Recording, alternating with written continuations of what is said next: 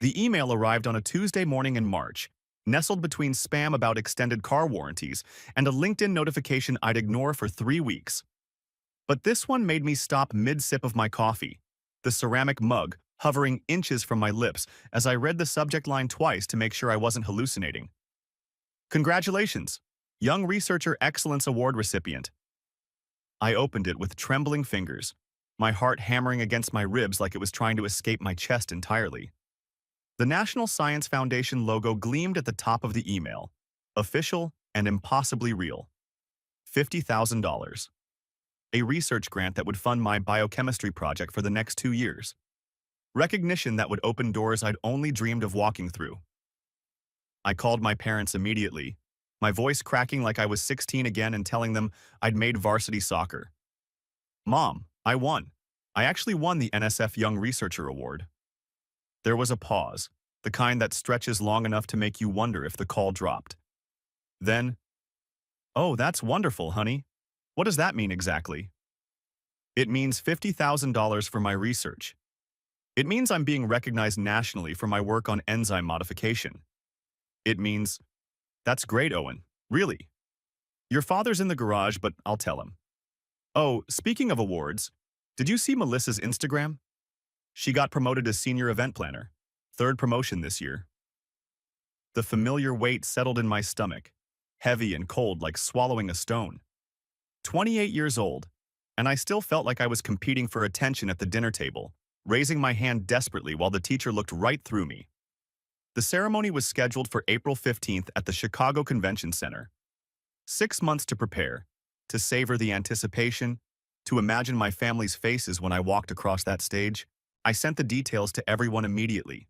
My parents, Melissa, even my cousin Jake who lived in Portland but might make the trip. "Save the date," I texted, adding 3 exclamation points like enthusiasm could bridge the gap that always seemed to exist between my achievements and their interest. But 2 weeks before the ceremony, Melissa called with news that would unravel everything. "Owen, oh my God, you'll never believe what happened." Her voice pitched high with excitement, the same tone she'd used since we were kids when she got the lead in the school play or won the science fair with a volcano that was mostly mom's work. "Trevor proposed. Can you believe it? He took me to that little Italian place downtown, got down on one knee right in front of everyone. The ring is gorgeous. 2 carats, perfectly cut. He said it cost $18,000, but honestly, I would have said yes if it came from a Cracker Jack box." I felt myself smile despite the familiar twinge of being overshadowed. "That's amazing, Mel. Congratulations. Trevor's a good guy." "I know, right? We're thinking a fall wedding, maybe October. Nothing too crazy, just family and close friends. Oh, and we're having an engagement dinner next Friday to celebrate with everyone. Mom and Dad are so excited they're practically bouncing off the walls." Friday, April 15th, the same night as my award ceremony.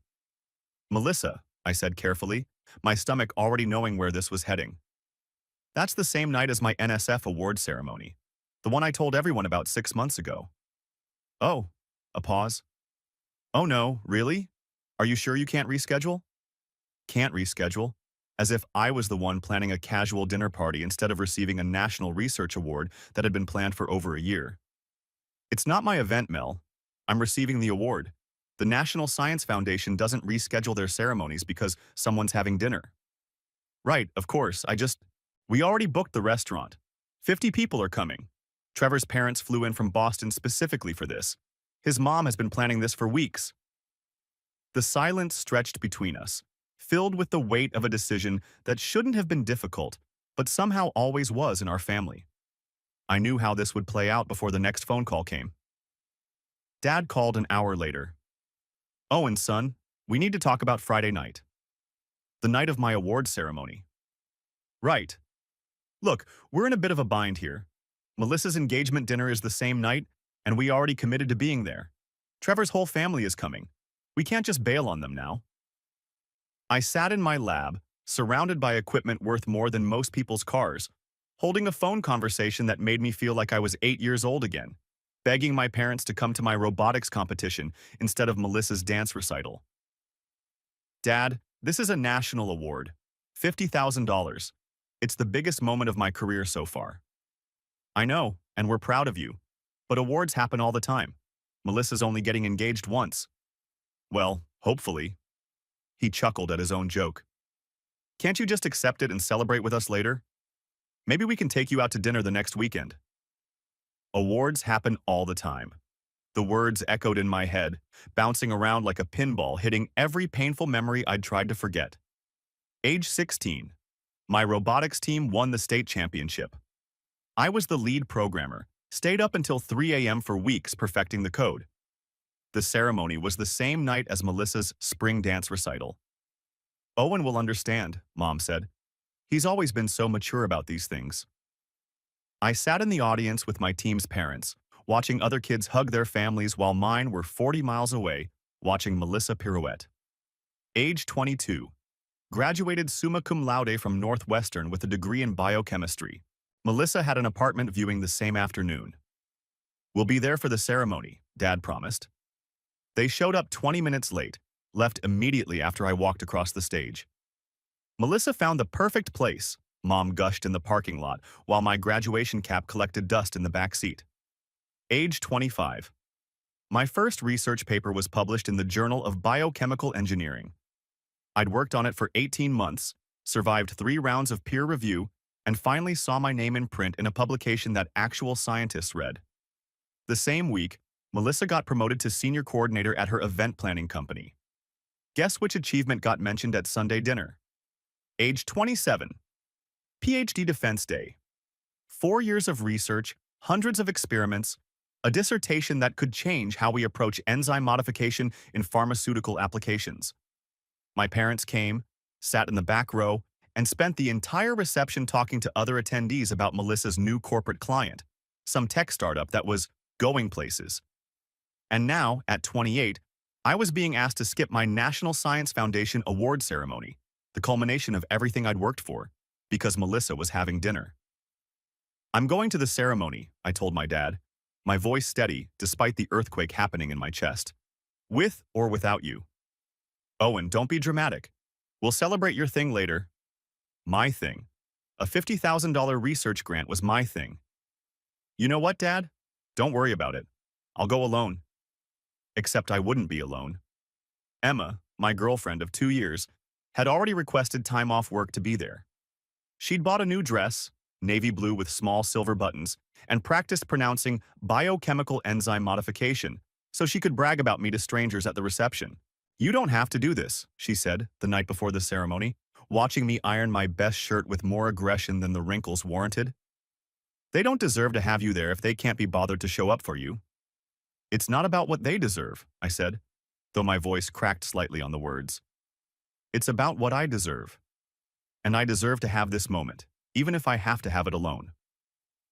The Chicago Convention Center was magnificent that Friday evening, all marble floors and crystal chandeliers that threw rainbow fragments across the walls.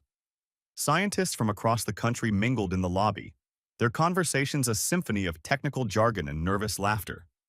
I spotted other award recipients by their slightly shell-shocked expressions and the way they kept checking their phones for messages from family members who were presumably on their way. My phone stayed silent. Emma squeezed my hand as we found our seats in the auditorium. You look handsome, she whispered, straightening my tie even though it was already perfect. And brilliant. And I'm so proud of you I could burst. I smiled at her. This woman who understood the significance of peer review and grant applications, who celebrated my small victories like they were Nobel Prizes. Thank you for being here. Wouldn't miss it for the world. The ceremony began with opening remarks from the NSF director, a woman whose research I'd been reading since graduate school. She spoke about the future of American science, about young researchers who would solve tomorrow's problems, about the importance of supporting innovation and discovery. When they called my name, I walked across that stage with Emma's cheers echoing behind me, accepting a plaque and a check that represented 2 years of financial freedom to pursue the work I loved. The photographer captured me alone at the podium, smiling and holding my award, looking for all the world like someone whose family had better things to do. 40 miles away, at Romano's Italian Bistro, my parents were toasting Melissa's engagement to a man who'd bought her a ring with my stolen credit card. But I wouldn't learn that part of the story for another week. 7 days after my award ceremony, I was in my lab analyzing protein sequences when my phone rang. Unknown number. I almost let it go to voicemail, but something made me pick up. Is this Owen Brennan? The voice was professional, older, with a slight Boston accent. Yes, speaking.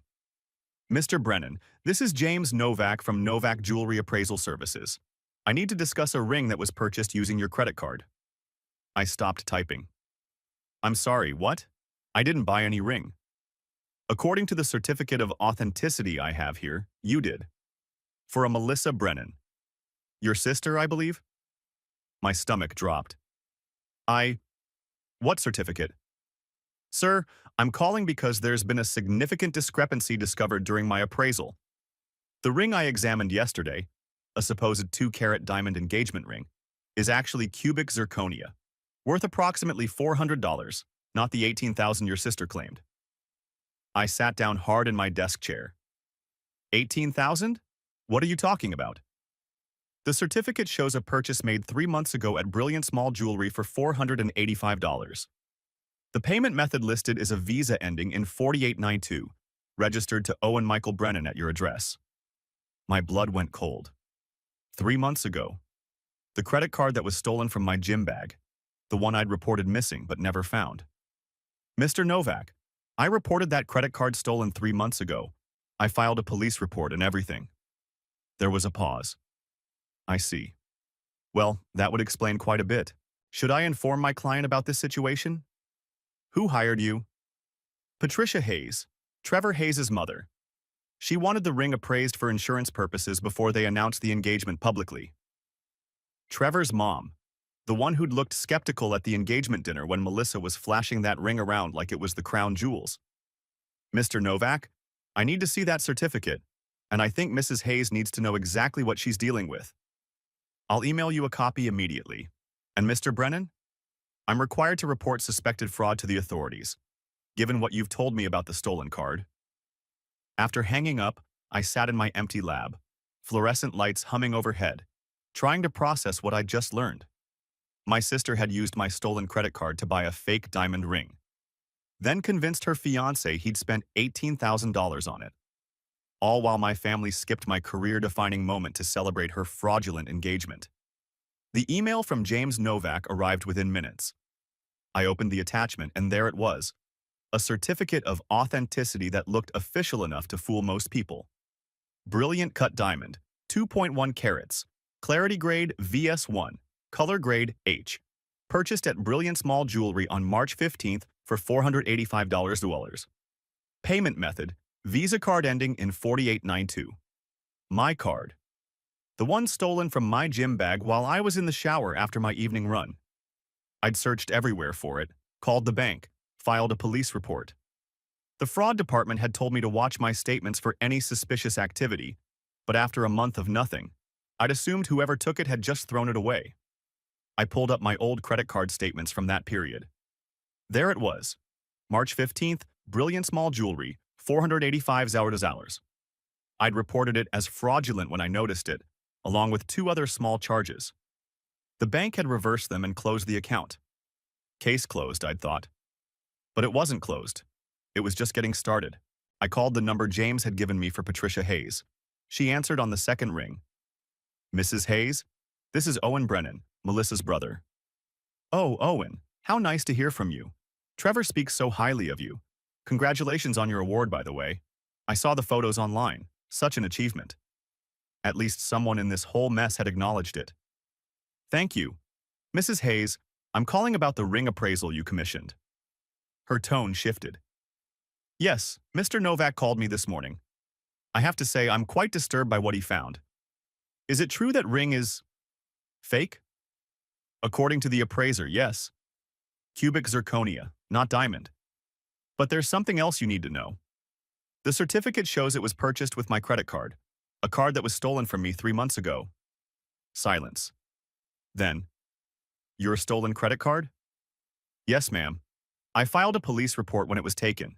The purchase was made without my knowledge or consent. But Trevor paid $18,000 for that ring. He showed me his bank statement. Mrs. Hayes, did you see the actual receipt from the jeweler? Well, no. Melissa said she had it at her apartment. She was going to bring it by for the insurance paperwork, But then she kept saying she'd forgotten it. Of course she did, because there was no $18,000 receipt. There was only a $480 charge on my stolen credit card and a forged certificate. Mrs. Hayes, I think you should ask to see that receipt. And I think Trevor needs to know what really happened. That evening, I was at Emma's apartment, both of us trying to make sense of the situation over Chinese takeout, when my phone rang. It was a number I didn't recognize, but the area code was local. Owen, this is Trevor. Trevor Hayes. I put the phone on speaker so Emma could hear. Hey, Trevor. I'm guessing your mom talked to you.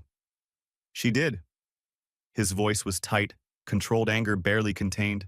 Owen, please tell me this is some kind of mistake. I wish I could, but the appraiser doesn't lie, and credit card records don't lie either. I confronted Melissa an hour ago, asked her to show me the receipt from the jeweler. You know what she said? I waited.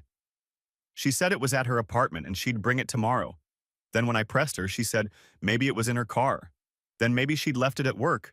3 different stories in 5 minutes. Emma and I exchanged glances. The lies were unraveling. Trevor, I'm sorry. I know this isn't what you wanted to hear. Owen, I paid $18,000 for that ring.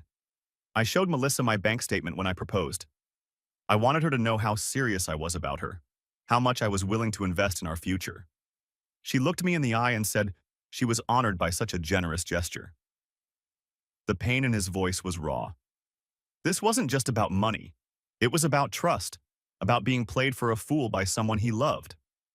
What did she say when you told her the ring was fake? She got defensive, said the appraiser must be wrong, that maybe there were 2 rings and we got them mixed up somehow. When I mentioned your credit card, she went pale, just completely pale. Then she started crying and saying she didn't understand how this could have happened. And you believed her? Long pause. I wanted to. God, Owen, I wanted to believe her so badly. But then I started thinking about other things. Little things that didn't make sense. Like what? Like how she always had cash when we went out but claimed to be struggling financially. Like how she had designer purses but said they were knockoffs. Like how she knew exactly which jewelry store to go to for the appraisal, like she'd been there before. Emma was shaking her head, her expression a mix of sympathy and disgust. She'd never liked Melissa, had always said there was something off about her. But even Emma couldn't have predicted this. Trevor, there's something else. I'm going to call the detective who handled my stolen credit card case. This isn't just about a fake ring anymore, this is fraud. Do what you need to do, Owen.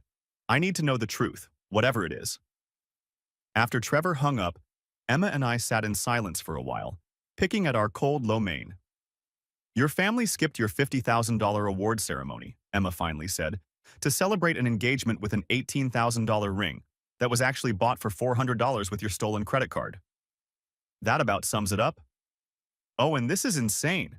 Even for your family's usual Melissa worship, this is completely insane. I thought about all those times growing up when things went missing from our house. Mom's jewelry that she swore she'd put in her jewelry box but could never find. Dad's expensive watch that disappeared during a family barbecue. My PlayStation that vanished from my room when I was 17. Mom and Dad assumed I'd lost it somehow, been careless with it. What if none of those things had been lost? What if they'd all been stolen by the same person? Emma, I need to call Detective Park, the one who took my credit card theft report. It's 9 p.m., Owen. Then I'll call first thing in the morning. But this stops now. Whatever game Melissa's been playing, whatever she's been doing behind all our backs, it stops now. As I said the words, I felt something shift inside me. For 28 years, I'd been the responsible one, the one who didn't make waves, who understood that Melissa needed more attention, more support, more everything. I'd accepted being second place so many times I'd forgotten what it felt like to demand better. But this wasn't about sibling rivalry anymore. This was about crime. And I wasn't going to protect her from the consequences of crime. The detective's call came at 7 in the morning, 3 days after Trevor confronted Melissa about the ring. I was barely awake, coffee mug halfway to my lips, when my phone buzzed with an unknown number. Owen Brennan? The voice was crisp, professional. Speaking. Detective Lisa Park, Metro Police. We need to discuss your credit card fraud case from 3 months ago. New developments. I set down my coffee, suddenly wide awake. What kind of developments?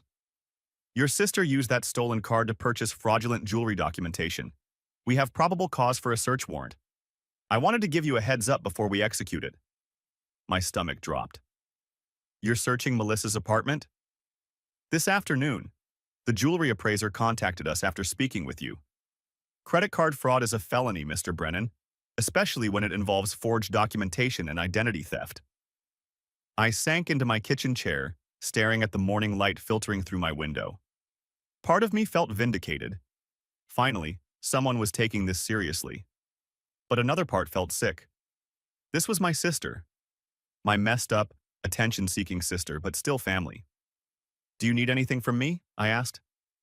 Just be available for questions. We may need you to identify recovered items. After she hung up, I called Emma. She answered on the first ring. They're searching Melissa's place today, I said without preamble. Jesus, are you okay? I don't know. I mean, she stole from me.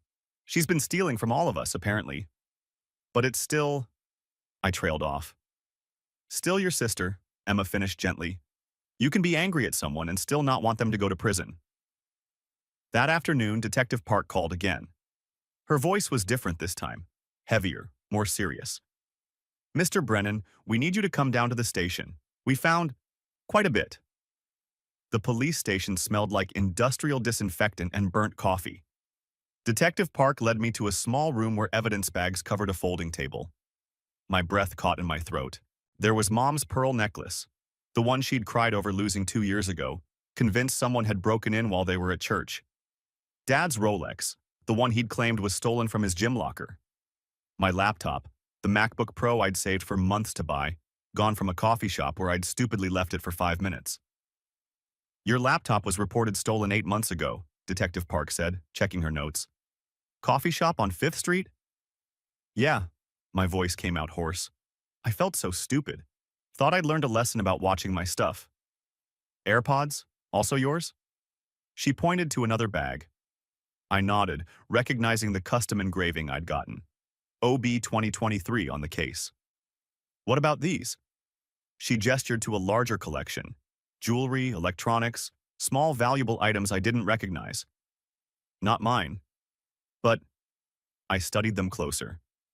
That bracelet looks like something my mom's friend Linda mentioned losing at a dinner party. And that watch. I think I've seen it before. Detective Park made notes. We're contacting other potential victims. Your sister had quite a collection hidden in her bedroom closet, behind a false wall she'd constructed. The scope of it was staggering. Not just family items, but things stolen from friends, co-workers, acquaintances. A systematic pattern of theft spanning years. There's more, Detective Park continued. We found 15 different credit cards, cut up after use, various names. We're running them through our database now. I felt nauseated. 15? Your sister appears to have a compulsive stealing disorder. But that doesn't excuse the criminal behavior. The total value of recovered items exceeds $40,000. $40,000. The number hit me like a physical blow. That evening, my parents called an emergency family meeting. They sat in their living room looking shell-shocked, like survivors of some natural disaster. Mom's eyes were red and puffy. Dad kept rubbing his temples. The detective called us, Mom said when I arrived. They showed us everything.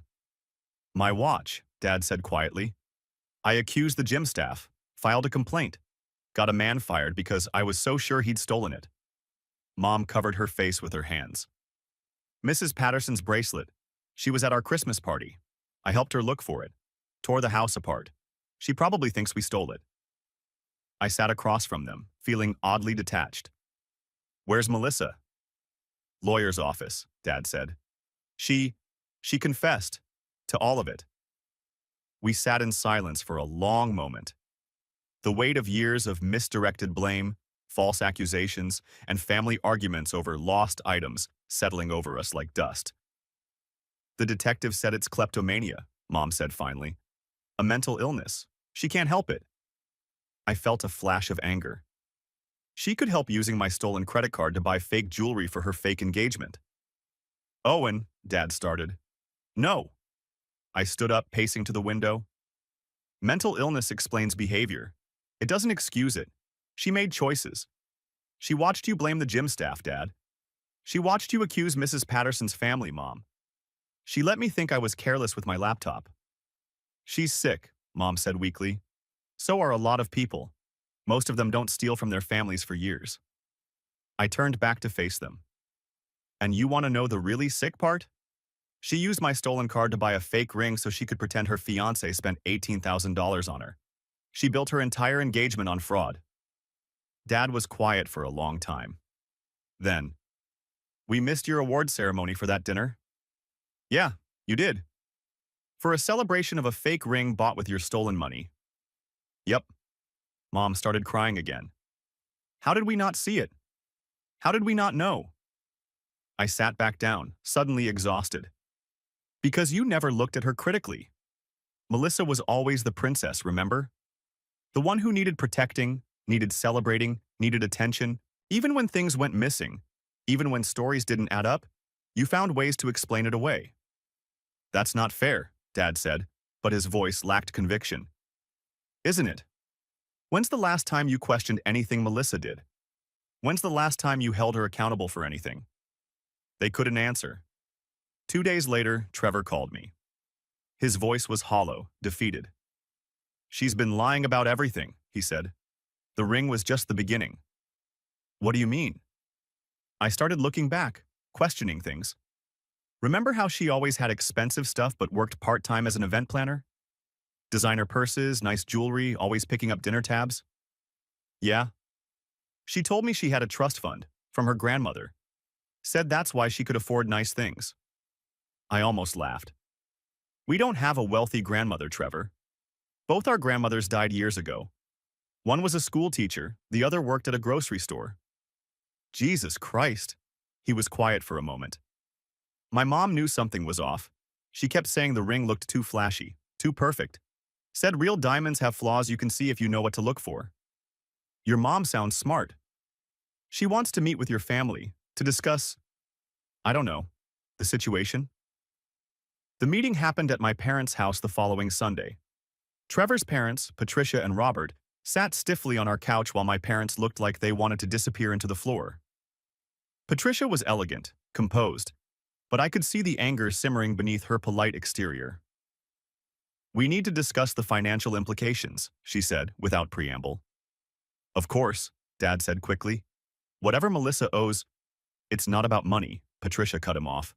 It's about trust, respect. Your daughter made my son complicit in fraud. Robert leaned forward. Trevor paid $18,000 for what he believed was a diamond ring. He has receipts, bank records, but the ring was purchased for $400 using stolen credit cards. Where did the $18,000 go? I asked. Trevor shifted uncomfortably. She said she'd handle the purchase, said she had connections in the jewelry industry, could get a better deal. I transferred the money to her account. Silence filled the room. So she stole my credit card information to buy a fake ring, I said slowly, then took $18,000 from you for a ring that cost $400? Apparently. Patricia's composure finally cracked. She stole from her own brother to defraud my son, at an engagement dinner we helped pay for, while her family skipped his award ceremony. Mom made a small sound, like she'd been punched. We're not pressing charges, Robert said, but we want nothing more to do with your family. Ever. After they left, the house felt eerily quiet. My parents sat shell-shocked, the full scope of Melissa's deception finally hitting them. She took $18,000 from Trevor, Mom whispered. On top of everything else, I added. Dad looked up at me. Your award ceremony. We missed it for this. All of this. I nodded. Yeah, you did. Can you forgive us? Mom asked. I considered the question seriously. I don't know yet. This isn't just about one missed ceremony. It's about 28 years of putting Melissa first, of making excuses for her, of not seeing what was right in front of you. We'll do better, Dad promised. We'll see. 18 months after the ceremony I attended alone, I was finally okay with being alone. Not lonely, alone. There's a difference most people don't understand until they've sat in an empty auditorium accepting a $50,000 research grant while their family celebrated a fake engagement dinner across town. My lab had become my sanctuary. The hum of centrifuges, the precise measurements, the predictable reactions, everything my family wasn't. Emma found me there most evenings, bent over microscopes or typing grant proposals. She'd learned to bring coffee and sit quietly until I was ready to surface from whatever molecular puzzle consumed me. "Your mom called again," Emma said, settling into the chair beside my desk. She held two steaming mugs, the good coffee from the shop downtown, not the battery acid from the department machine. I didn't look up from my computer screen. "What's the count now? 12 calls this month?" 14. She wants to talk about Melissa. My fingers paused over the keyboard. Melissa. The name still triggered something between anger and exhaustion, like hearing fingernails on a chalkboard. Not painful anymore, just irritating. Let me guess. Another milestone, 6 months clean from stealing, 1 year clean, 18 months clean. I finally looked at Emma. It's like they're celebrating her for not committing crimes. Should I celebrate not embezzling from the university? Emma's laugh was soft but sad. "She's paying you back, though. The $100 came last week." I pulled open my desk drawer and retrieved a small envelope. Inside, 24 carefully counted $100 bills. 24 months of payments. 24 reminders of what my sister had taken from me. $2,400, I said, fanning the bills. Only 85 left to go. At this rate, she'll finish paying me back right around my 30th birthday. What a present. Owen. Emma's voice carried that tone, the one that meant she was about to say something I didn't want to hear. Don't. I slipped the money back into the envelope. Don't tell me I should forgive her. Don't tell me she's sick. Don't tell me family is family. I wasn't going to say any of that. I studied Emma's face. After 2 years together, I could read her expressions like scientific data. This wasn't her usual gentle pushback about my family situation. This was something else. What were you going to say? That Dr. Torres called. Melissa's psychiatrist. She wants to meet with you. The envelope slipped from my fingers. She what? That's completely inappropriate. Doctor-patient confidentiality. Melissa signed a release. She wants her doctor to explain kleptomania to the family. To help you understand. Understand what? That she's been stealing from us for years? That she used my credit card to buy a fake engagement ring? That she cost me the one moment I wanted my family to witness? My voice was rising, echoing off the lab's tile walls. Emma reached across the desk and touched my hand. Understand that she's sick. Really sick. Not just making bad choices sick, but brain chemistry sick. I pulled my hand away and stood, pacing to the window. Outside, students crossed the quad in the golden afternoon light. Normal people living normal lives with normal families who probably showed up to their award ceremonies. You know what I understand, Emma? I understand that mental illness explains behavior, but it doesn't excuse it. I understand that Melissa spent 28 years being the center of attention while I worked twice as hard for half the recognition. I understand that she stole my moment and my money and my family's respect, and now everyone wants me to feel sorry for her because she has a diagnosis. What if she's really changed? I turned back to Emma. Then she'll prove it. Not with therapy sessions and doctor meetings and family conferences. With time, with consistency, with showing up. Not to explain herself, but to support someone else. Emma was quiet for a long moment, sipping her coffee. Finally, she asked, "What would that look like?" I returned to my desk and opened my laptop. On the screen was an email I'd been drafting for 3 days. The subject line read, "Invitation to Second Annual Young Researcher Excellence Award Ceremony." "This," I said, turning the screen toward Emma. "The foundation invited me to present this year's award to the new recipient. They want me to give a speech about overcoming obstacles in research." Emma read the email, then looked at me with understanding. "You're thinking of inviting them." "I'm thinking of inviting my parents, not Melissa, just mom and dad, to see if they can show up to support someone else's achievement without making it about themselves. And if they can't, then I'll know where we stand. If they can't sit quietly for 30 minutes while I honor another researcher's work, then they haven't really changed. They've just gotten better at feeling guilty." Emma nodded slowly. "It's a test. It's a boundary. There's a difference." My phone buzzed with a text from my mother. Please call. We need to talk about Melissa. She's making real progress. I showed Emma the message. She raised an eyebrow. Same script every month. Same response every month. I deleted the text without replying. But something nagged at me as I tried to return to work. Maybe it was Emma's question about what change would look like, or maybe it was the approaching ceremony date, but I found myself thinking about the last time I'd seen Melissa. It had been at the courthouse, 8 months ago, for her final probation check-in. I'd been there to file papers for a research grant dispute, completely unrelated, when I spotted her in the hallway. She looked different. Smaller somehow. Her hair was shorter, her clothes more conservative. She sat alone on a bench, staring at her hands. She'd seen me before I could decide whether to approach or leave. For a moment, neither of us moved. Then she'd lifted her hand in a small wave. Not the dramatic gesture of the sister I'd grown up with, but something tentative, almost apologetic. I'd nodded back. That was all. But something in her expression had stuck with me. She looked genuinely sorry. Not sorry she'd been caught. Not sorry for the consequences, but sorry for the hurt she'd caused. Emma, I said suddenly.